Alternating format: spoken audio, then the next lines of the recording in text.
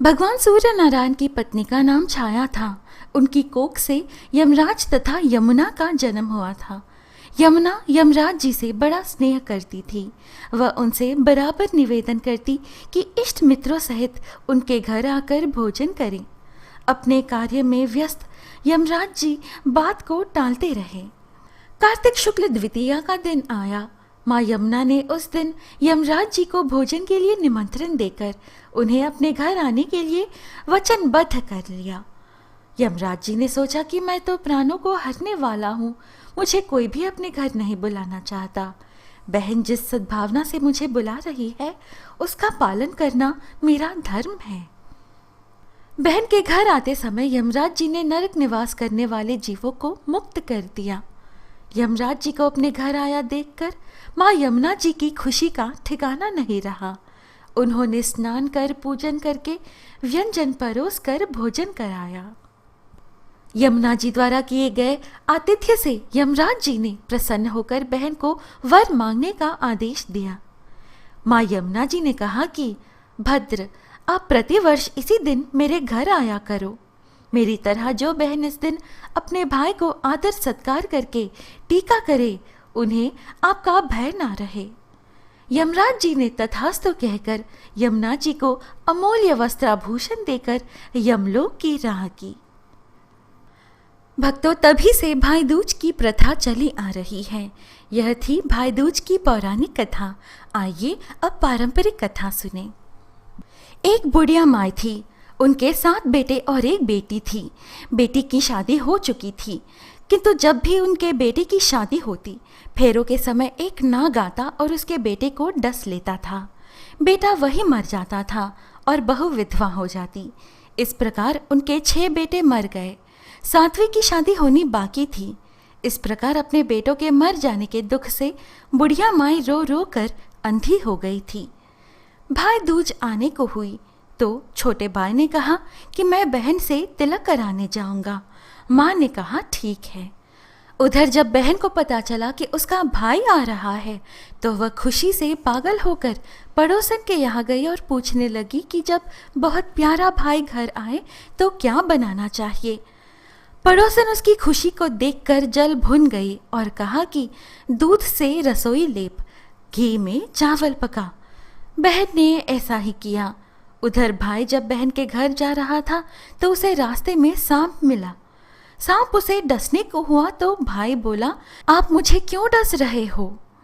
सांप बोला, मैं तुम्हारा काल हूँ। भाई बोला, मेरी बहन मेरी प्रतीक्षा कर रही है।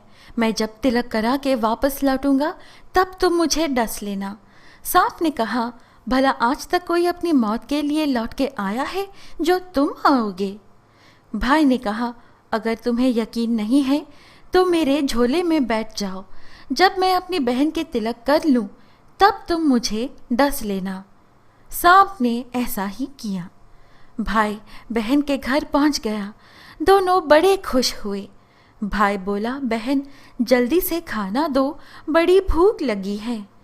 बहन क्या करे, ना तो दूध की रसोई सूखी ना ही घी में चावल पके। भाई ने पूछा, बहन इतनी देर क्यों लग रही है, तुम क्या पका रही हो? तब बहन ने बताया कि मैंने ऐसे ऐसे किया है। भाई बोला, पगली, कहीं घी में भी चावल पके हैं या दूध से कोई रसोई लीपे हैं? गोबर से रसोई लीप, पानी में चावल पका। बहन ने ऐसा ही किया।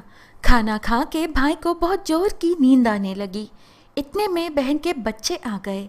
बोले, मामा मामा हमारे लिए क्या लाए हो? भाई बोला, मैं तो कुछ नहीं लाया। बच्चों ने वह झोला ले लिया जिसमें सांप था। जैसे ही उसे खोला उसमें से हीरे का हार निकला। बहन ने कहा, भैया आपने बताया नहीं कि आप मेरे लिए इतना सुंदर हार लाए हो। भाई बोला, बहन तुझे पसंद है तो तुम ले लो, मुझे हार का क्या करना। अगले दिन भाई बोला, अब मुझे जाना है, मेरे लिए खाना रख दे। बहन ने उसके लिए लड्डू बना के एक डिब्बे में रख के दे दिए। भाई कुछ दूर जाकर थक कर एक पेड़ के नीचे सो गया। उधर बहन के बच्चों को जब भूख लगी तो माँ से कहा कि खाना दे दो।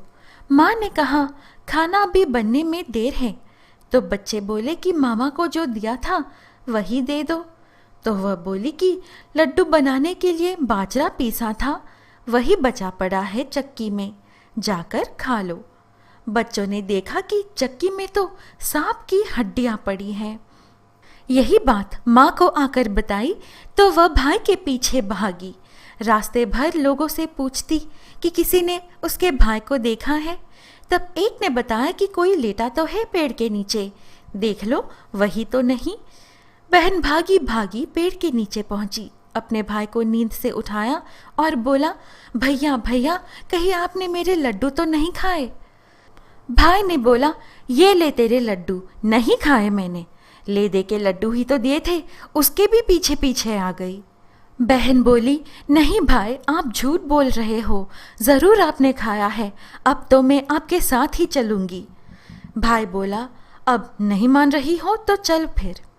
चलते चलते बहन को प्यास लगती है, वह भाई को कहती है कि मुझे पानी पीना है। भाई बोला, अब मैं यहाँ कहाँ से पानी लाऊंगा, देख दूर कहीं चील उड़ रही है, चली जा वहाँ शायद पानी मिल जाए। तब बहन वहाँ गई और पानी पीकर जब लौट रही थी तो रास्ते में देखती है कि एक जगह ज़मीन में 6 शिलाएं गड़ी हैं और एक बिना गड़े रखी हुई थी।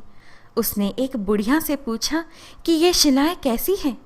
उस बुढ़िया ने बताया कि एक बुढ़िया है, उसके 7 बेटे थे, 6 बेटे तो शादी के मंडप में ही मर चुके हैं, तो उनके नाम की ये शिलाएं ज़मीन में गढ़ी हैं। अब 7वें की शादी होनी बाकी है, जब उसकी शादी होगी तो वह भी मंडप में ही मर जाएगा, तब यह 7वीं शिला भी ज़मीन में गड़ जाएगी। यह सुनकर बहन समझ गई ये शिलाएं किसी और की नहीं बल्कि उसके भाइयों के नाम की हैं। उसने उस बुढ़िया से अपने 7वें भाई को बचाने का उपाय पूछा। बुढ़िया ने उसे बतला दिया कि वह अपने 7वें भाई को कैसे बचा सकती है। सब जानकर वह वहाँ से अपने बाल खोलकर पागलों की तरह अपने भाई को गालियाँ देते हुए चली। भाई के पास आकर बोलने लगी, तू तो जलेगा, कुटेगा, मरेगा। भाई उसके ऐसे व्यवहार को देखकर चौंक गया, पर उसे कुछ समझ नहीं आया। इसी प्रकार दोनों भाई बहन माँ के घर पहुँच गए। थोड़े समय के बाद भाई के लिए सगाई आने लगी, उसकी शादी तय हो गई। जब भाई को सेहरा पहनाने लगे तो वह बोली, इसको क्यों सेहरा बंधेगा, सेहरा तो मैं पहनूंगी, ये तो जलेगा, मरेगा। सब लोगों ने परेशान होकर सेहरा बहन को दे दिया। बहन ने देखा उसमें कलंगी की जगह सांप का बच्चा था। बहन ने उसे निकाल कर फेंक दिया। अब जब भाई घोड़ी चढ़ने लगा तो बहन फिर बोली, ये घोड़ी पर क्यों चढ़ेगा, घोड़ी पर तो मैं बैठूंगी, ये तो जलेगा, मरेगा। सब लोग बहुत परेशान, सबने उसे घोड़ी पर भी चढ़ने दिया। अब जब बारात चलने को हुई तब बहन बोली, ये क्यों दरवाजे से निकलेगा, ये तो पीछे के रास्ते से जाएगा, दरवाजे से तो मैं निकलूंगी। जब वह दरवाजे के नीचे से जा रही थी तो दरवाज़ा अचानक गिरने लगा।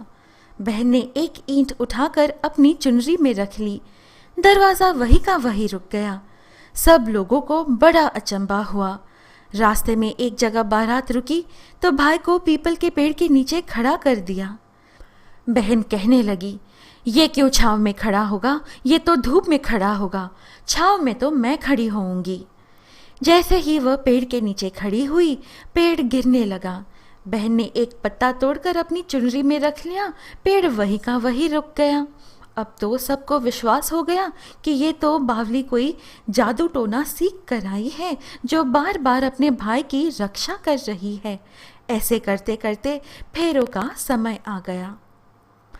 जब दुल्हन आई तो उसने दुल्हन के कान में कहा, अब तक तो मैंने तेरे पति को बचा लिया, अब तू ही अपने पति को और साथ ही अपने मरे हुए जेठों को बचा सकती है। फेरों के समय एक नाग आया। वो जैसे ही दूल्हे को डसने को हुआ, दुल्हन ने उसे एक लोटे में भर के ऊपर से ढक दिया। थोड़ी देर बाद नागिन लहर लहर करती आई। दुल्हन से बोली, तू मेरा पति छोड़। दुल्हन बोली, पहले तू मेरा पति छोड़। नागिन ने कहा, ठीक है, मैंने तेरा पति छोड़ा। दुल्हन बोली, एक मेरे पति से क्या होगा, हंसने बोलने के लिए जेठ भी तो होने चाहिए, एक जेठ भी छोड़।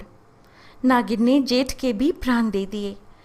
फिर दुल्हन ने कहा, एक जेठ से लड़ाई हो गई तो एक और जेठ छोड़, वो विदेश चला गया तो तीसरा जेठ भी छोड़। इस प्रकार एक एक करके दुल्हन ने अपने 6 जेठ जीवित करा लिया। उधर रो रो के बुढ़िया माई का बुरा हाल था कि अब तो मेरा 7वां बेटा भी बाकी बेटों की तरह ही मर जाएगा। गांव वालों ने उसे बताया कि उसके 7 बेटे और बहुएं आ रही हैं।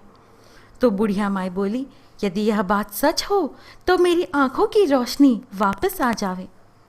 ऐसा ही हुआ। अपने सारे बहू बेटों को देखकर वह बहुत खुश हुई। बोली, यह सब तो मेरी बेटी का किया है। इस प्रकार एक बहन ने अपने भाई की रक्षा की। भक्तों, यह थी भाई दूज की पारंपरिक कथा। आशा है आपको आज की यह प्रस्तुति अच्छी लगी। इस प्रकार के और वीडियोस पाने के लिए कृपया हमारे YouTube चैनल पवित्र वचन को सब्सक्राइब कर हमसे जुड़े रहिएगा। मिलते हैं अगली वीडियो में। जय श्री कृष्ण। राधे राधे।